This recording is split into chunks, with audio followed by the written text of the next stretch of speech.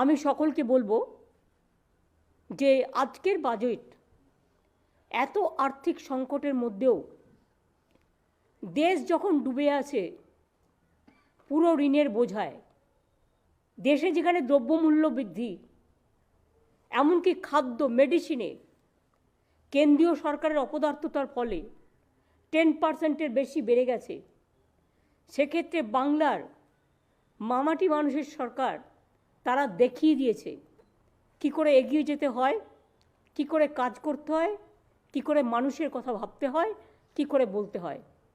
আজকের বাজেটে একেবারে লক্ষ্মীর ভাণ্ডার থেকে শুরু করে আমার ঘরের মা বোনেরা, সমগ্র কমিউনিটি যারা 500 টাকা করে পেতেন, প্রত্যেকেরাই যারা 500 টাকা পেতেন, 1 এপ্রিল থেকে তাদের 500 টাকা বেড়ে যাচ্ছে, তারা 1000 টাকা করে সকলে পাবেন। আপনারা জানেন এই বাজেটে মৎস্যজীবীদের জন্য যখন 2 মাস তারা সমুদ্রে যেতে পারেন না, ওই 2 মাসের জন্য আমরা প্রত্যেক মৎস্যজীবী পরিবারকে 5000 টাকা করে 2 মাস দেব। এই প্রজেক্টের নাম হচ্ছে সমুদ্র সাথী প্রজেক্ট। এটা আমরা অ্যানাউন্স করেছি। আমরা 21 লক্ষ যে 100 দিনের কাজ যারা করেছিলেন, যারা মাইনে পাননি, আমরা ক্ষতিপূরণ বলছি না, এটা মানুষের অধিকার বলছি।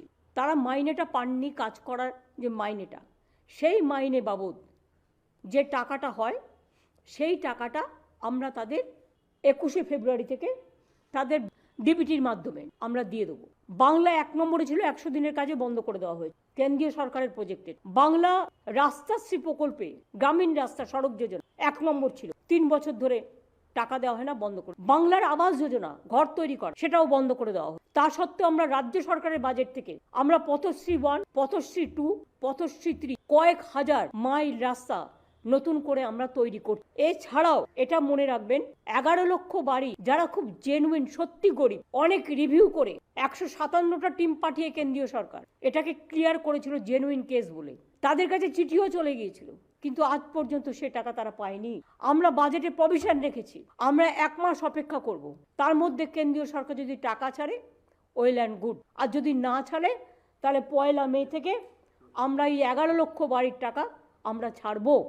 তাছাড়াও দুয়ারে সরকার এবং সরাসরি মুখ্যমন্ত্রীতেও কয়েক লক্ষ, 3-4 লক্ষের মতো অ্যাপ্লিকেশন আমাদের কাছে এসছে, আবেদন, তাদেরটাও আমরা বিবেচনা করে দেখব। এবং বাদবাকি যেগুলো পড়ে থাকবে আমরা ফেজ বাই ফেজ করে দেব, মানুষকে আমরা বঞ্চনা করতে দেব না। সর্বোত্তম আমরা করেছি, সরকারি কর্মচারী থেকে শুরু করে আমি তাদের অভিনন্দন জানাই, তারা আমাদের জন্য সারাক্ষণ কাজ করেন। আমি আশা করি এই কন্ডিশনের মধ্যেও যেভাবে সরকারি কর্মচারীরা আমাদের পক্ষে লড়াই করেন, আমি ফেডারেশনের সকলে আমাকে অনেকবার আবেদন জানিয়েছিলেন এবং তাদের আবেদন মেনে আমরা জানুয়ারি মাসেও 4% দিয়ে দিয়েছি এবং আবার মে মাসে 1 তারিখে তাদের 4% দিয়ে 30,000 কুকটাম হেল্পার রাজ্যের ছাত্র ছাত্রীদের মিড ডে মিল কর্মসূচিতে রান্না করা খাবার দেওয়ার জন্য নিযুক্ত আছে। বর্তমানে এই কুকটাম হেল্পার এই কর্মসূচিতে মাসে 1000 টাকা করে 10 মাস টাকা পান। রাজ্য আরো প্রতি মাসে অতিরিক্ত 500 টাকা প্রতিটি কুকটাম হেল্পার তাদেরও দিচ্ছে অনুদান হিসেবে। এবং আমি প্রতিটি কুকটাম হেল্পারকে মাসে আরো 500 টাকার আর্থিক সাহায্য দেওয়ার প্রস্তাব করছি। এতে 2,30,000 কুকটাম হেল্পার উপকৃত হবে। আমি এই খাতে 140 কোটি টাকা বরাদ্দের প্রস্তাব করছি। মাননীয় অধ্যক্ষ মহোদয়, PMAY যোজনায় কেন্দ্রীয় সরকারের আর্থিক বঞ্চনার জন্য 11 লক্ষেরও বেশি অনুমোদিত পরিবার তাদের গৃহ তৈরির সুযোগ থেকে বঞ্চিত হয়েছে এবং কঠিন অবস্থার মধ্যে বাস করছে। আমরা বারবার কেন্দ্রীয় সরকারকে ব্যাপারে প্রদেয় টাকা মঞ্জুর করার জন্য অনুরোধ করলেও কেন্দ্রীয় সরকার সাড়া দেয়নি। আমরা আরো 1 মাস এই খাতে রাজ্যের পাওনা টাকা পাবার জন্য অপেক্ষা করব। যদি কেন্দ্রীয় সরকার সাড়া না দেয় তাহলে রাজ্যের নিজস্ব অর্থ থেকে এই পরিবারগুলিকে সাহায্য করার জন্য রাজ্য সরকার বিবেচনা করবে। কারিগরদের জন্য যারা বিশেষ করে প্রথাগত কাজে যুক্ত, আমি খুবই আনন্দের সঙ্গে তাদের জন্য West Bengal artisans financial benefit scheme 2024 নামে একটি নতুন প্রকল্পের ঘোষণা করছি। এই প্রকল্পের প্রতিটি কারিগর এককালীন 15,000 টাকা এবং শিল্প সমবায় সমিতি 10 লক্ষ টাকা পর্যন্ত পাবেন তাদের যন্ত্রপাতি কেনার জন্য, কাজের শেডের নির্মাণ অথবা মেরামতির জন্য অথবা মার্কেটিং এ সহায়তার জন্য। এই প্রকল্পে এবছর 2 লক্ষ কারিগরকে অন্তর্ভুক্ত করা হবে, যার জন্য 200 কোটি টাকা বরাদ্দ করা হচ্ছে। এই প্রকল্পে আগামী 4 বছরে আরো 8 লক্ষ কারিগর এর আওতায় আনার লক্ষ্যমাত্রা স্থির করছি। কারিগর এবং তাঁতিদের সামাজিক সুরক্ষা প্রদানের উদ্দেশ্যে আমি Artisan and weavers death benefit scheme প্রকল্প চালু করার প্রস্তাব করছি। প্রকল্পতে 18 থেকে 60 বছর বয়সী কোনো নথিভুক্ত কারিগর বা তাঁতির প্রাকৃতিক কারণে বা দুর্ঘটনার কারণে মৃত্যু হলে সেই পরিবারের নির্ভরশীল সদস্যরা এককালীন 2 লক্ষ টাকা আর্থিক সহায়তা পাবেন। এই খাতে 7 কোটি টাকা বরাদ্দ করা হয়েছে। আমি অত্যন্ত আনন্দের সঙ্গে হ্যান্ডলুম এবং খাদি শিল্পের সঙ্গে যুক্ত কর্মীদের জন্য West Bengal handloom and khadi weavers financial benefit scheme 2024 নামে একটি নতুন প্রকল্প ঘোষণা করছি। এই প্রকল্পটি 500টি primary weaver cooperative societies, 200 khadi society এবং ব্যক্তিগত হ্যান্ডলুম তাঁতিদের 3টি প্রধান সমস্যার সমাধান করবে।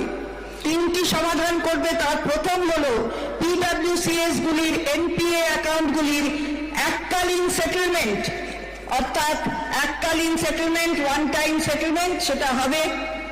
দ্বিতীয় হচ্ছে সোসাইটিগুলিকে এবং তাঁতিদের কার্যকরী মূলধন সহায়তা, এবং তৃতীয় ভর্তুকিযুক্ত সুতোর যোগান।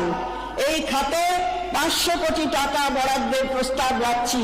এতে 4 লক্ষ তাঁতি উপকৃত হবেন। গত বছর বাজেটে যুবকদের জন্য ভবিষ্যৎ ক্রেডিট কার্ড নামে একটি নতুন প্রকল্প চালু করা হয়েছিল।